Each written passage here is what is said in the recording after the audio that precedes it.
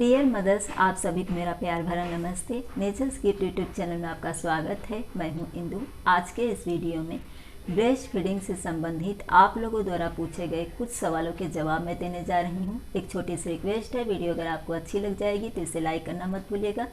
अगर आप मेरे चैनल पर न्यू हैं तो वीडियो के नीचे जो रेड बटन है उसे दबाकर आप चैनल को सब्सक्राइब कर लीजिए। इससे वीडियो के सारे नोटिफिकेशन आपको मिलते रहेंगे। और वीडियो अगर आपको अच्छी लग जाएगी तो इसे औरों को भी शेयर कर दीजिएगा ताकि जो न्यू मम्मी होती हैं उनकी हेल्प हो जाए। सबसे पहला क्वेश्चन है कि सी सेक्शन डिलीवरी के बाद में जिनकी डिलीवरी हुई रहती है उनको अपने बच्चे को कब फीड देना चाहिए, क्योंकि उन्हें सिजेरियन डिलीवरी के दौरान जो दवाइयाँ दी गई रहती हैं उसका असर कितने समय तक रहता है और बाद में कौन कौन से सावधानियाँ बरतनी चाहिए जिससे कि बच्चे को और मदर को दोनों को किसी तरह का कोई प्रॉब्लम ना हो और उनकी सेहत भी अच्छी रहे। तो यहाँ पर मैं आपको बता दूँ कि जिस किसी भी दवा को हम यूज करते हैं उसका असर 4 से लेकर के 6 घंटे तक हमारे शरीर पर रहता है। तो उसी के अनुसार मेडिकली गाइडलाइन के हिसाब से 6 से लेकर के 12 घंटे के अंदर आपको अपने बच्चे को फीड देना होता है। लेकिन जब सिजेरियन हो रहा है, जिनका भी सिजेरियन हो रहा है, तो उस समय उनकी कंडीशन कैसी रही है और कैसा उनका सिजेरियन हुआ है, कितनी दवाइयाँ उनके ऊपर यूज की गई हैं और उनका असर कब तक रहेगा, क्योंकि सबकी सिजेरियन डिलीवरी एक जैसी नहीं होती है। कुछ लोगों को बच्चे की वजह से, यानी बच्चा टेढ़ा है तब सिजेरियन हुई है। कुछ लोगों को मतलब जैसे कि उनके बोन्स जो हैं नीचे के वजाइना के पास के वो ज़्यादा जैसे कि छोटे हैं तो उसकी वजह से डिलीवरी नहीं हो पा रही है, तो उसके हिसाब से डिलीवरी होती है। और कुछ लोगों को उस समय यानी कि ऐसा रहता है कि नॉर्मल डिलीवरी होगी, लेकिन मेन टाइम पे कुछ ऐसा हो जाता है जिसकी वजह से कि बड़ा ऑपरेशन कभी कभी करना पड़ता है। तो उसी के अनुसार वहाँ पर दवाइयाँ आपके ऊपर यूज की जाती हैं। तो उन दवाइयों का असर आपके शरीर पर कितनी देर तक है इसे सिर्फ आपका डॉक्टर ही बता सकता है। तो यूट्यूब पर से देख करके आप कोई डिसीजन ना लें। जो आपको डॉक्टर वहाँ पर बताएंगे कि आपको इतनी देर में अपने बच्चे को फीड देना है, क्योंकि डॉक्टर ये सब कुछ वहाँ पर बता देते हैं। और अगर नहीं भी बता रहे हैं तो आपके साथ में जो फैमिली मेम्बर हैं वो उनसे पूछ ज़रूर लें कि सर हमें कितनी देर में बच्चे को दूध देना है। वैसे मैं अगर अपने एक्सपीरियंस के आधार पर आपको बता दूं तो जब हमें होश आता है, जिनकी डिलीवरी हुई रहती है, जब उन्हें होश आता है तो उन्हें पहले पानी वगैरह दिया जाता है कि हजम हो रहा है या नहीं। उसके बाद जूस ऐसा कुछ लिक्विड देते हैं, चाय बिस्किट भी देते हैं और देखते हैं कि वो अच्छी तरह से हजम हो रहा है या नहीं हो रहा है। और उसके बाद में ही वो खुद ला करके बच्चे को देते हैं और कहते हैं कि अब आप अपने बच्चे को फीड दे सकते हैं।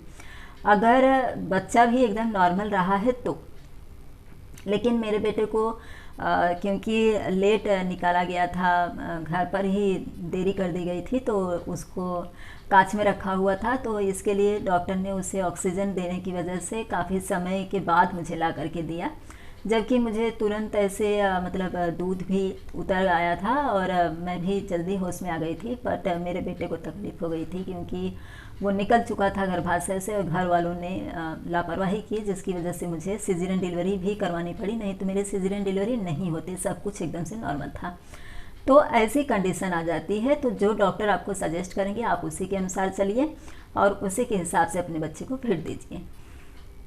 कुछ सावधानियां आपको बरतनी चाहिए जिससे कि आपको आगे चल कर के कब्जियत या गैस की शिकायत न होने पाए और बच्चे को भी अच्छी तरह से, क्योंकि कुछ दिनों तक दवाइयां हम लेते हैं, जो टाके रहते हैं लगे रहते हैं उन्हें सुखाने के लिए। तो अच्छा, ये चीज़ जिनकी नॉर्मल डिलीवरी हुई रहती है उनको भी अगर किसी तरह का कोई मेडिसिन डॉक्टर देते हैं तो उन्हें डॉक्टर से ज़रूर वहाँ पर परामर्श ले लेना चाहिए कि सर दवाई खाने की कितनी देर बाद हम बच्चे को दूध पिलाएं। तो ये आप लोग हॉस्पिटल में ही जिसमें आपकी डिलीवरी हुई रहती है डॉक्टर से एक बार ज़रूर पूछ लीजिए। लेकिन जो लोग भी डिलीवरी के बाद में दवाइयों को यूज करते हैं, वो कैसी भी दवाइयाँ हैं, तो आपको इतना ध्यान रखना है कि उस दवाई का असर आपके बॉडी से पूरी तरह से निकल जाए। इसके लिए गुनगुना पानी, हल्का गुनगुना पानी आपको जितना ज़्यादा से ज़्यादा पीना है, जितना ज़्यादा आप पी सकती हैं उतना ज़्यादा पीजिए। इससे 2 फायदे होते हैं। एक तो शरीर में जो दवाइयाँ गई हैं उसे वो पानी निकाल देता है, यानी आपके यूरिन डिस्चार्ज के ज़रिए वो दवाइयों का जो असर होता है वो पूरी तरह से निकल जाता है। दूसरा, आपको गैस या कब्जियत जैसी शिकायत नहीं होती है और जो मतलब दूध की सप्लाई होती है वो भी ज़्यादा पानी पीने की वजह से अच्छी होती है। तो इन बातों का ध्यान रखिए। अगर हेल्थ की बात करूं मैं यहाँ पर, तो जब आपकी डिलीवरी हुई रहती है तो आपके टाके लगे रहते हैं, तो आपको फीडिंग कराने के लिए बैठने की जो समस्या होती है ये ज़्यादा होती है।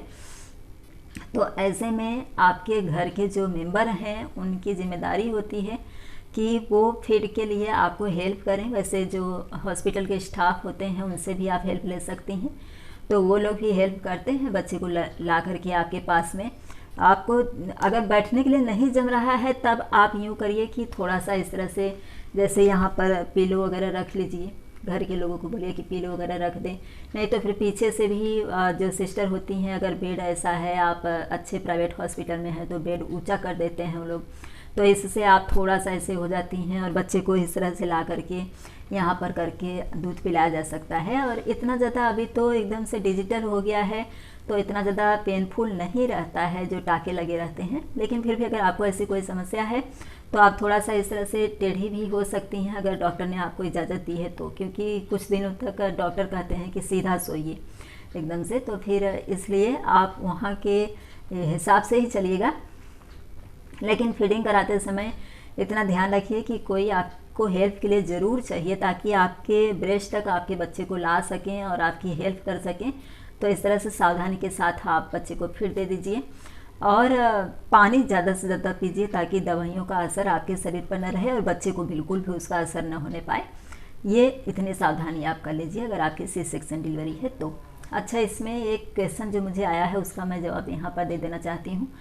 इनकी गर्भावस्था है और इनका कहना है कि इनको ब्रेस्ट जो है वो बहुत भारी लग रहा था तो इन्होंने दूध निकाल दिया। प्रेगनेंसी के टाइम में कभी भी दूध नहीं निकालना चाहिए। इनकी फर्स्ट डिलीवरी थी, इनको नहीं पता था और इन्होंने दूध निकाला है। तो ये जो दूध होता है वो कोलेस्ट्रॉल होता है और बच्चे के लिए बेहद ज़रूरी होता है, उसकी अच्छे स्वास्थ्य के लिए, उसके न्यूट्रिशन के लिए बेहद ज़रूरी है कोलेस्ट्रॉल दूध। और दूध कभी भी आपकी प्रेगनेंसी के टाइम में आपको नहीं निकालना होता है। अगर आपको ब्रेस्ट भारी लगता है तो आप जो ब्रा यूज कर रही हैं उस ब्रा को थोड़ा ढीला पहनिए, यानी कि टाइट रहता है तो सांस एकदम फूलने लगती है और भारी भारी सा महसूस होता है, तो थोड़ा ढीला कर लीजिए।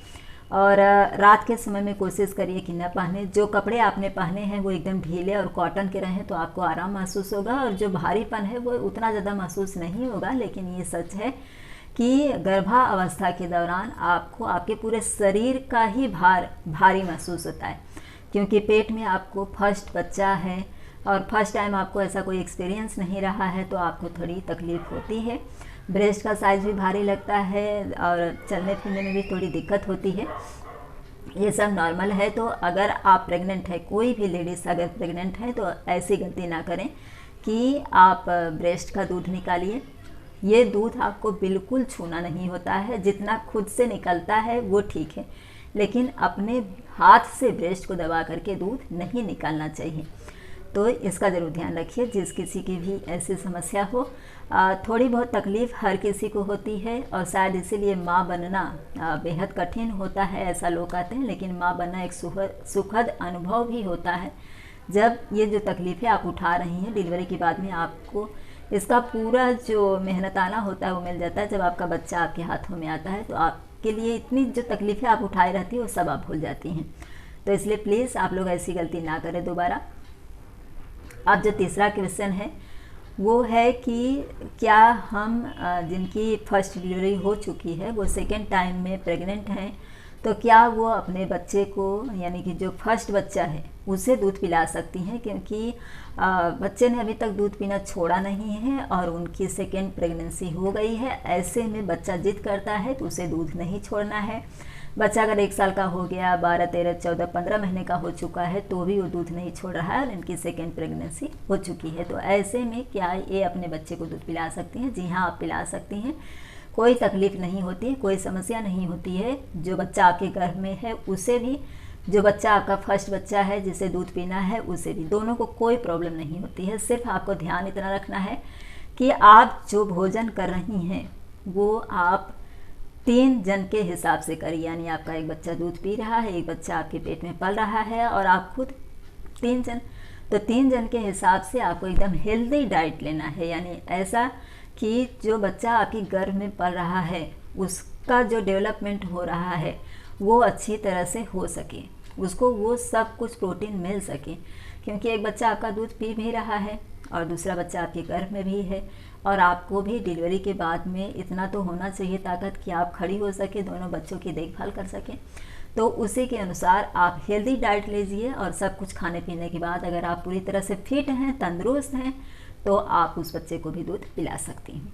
आई होप कि जो जानकारी मैंने इस वीडियो में दी है इससे ये जो 3 क्वेश्चन मुझसे पूछे गए थे, क्योंकि छोटे छोटे क्वेश्चन थे, इनके आंसर भी बहुत छोटे छोटे थे, तो मुझे बार बार ऐसे क्वेश्चन कई बार आ चुके हैं, तो मुझे लगा कि मुझे सेपरेट इस टॉपिक पर एक वीडियो दे देना चाहिए।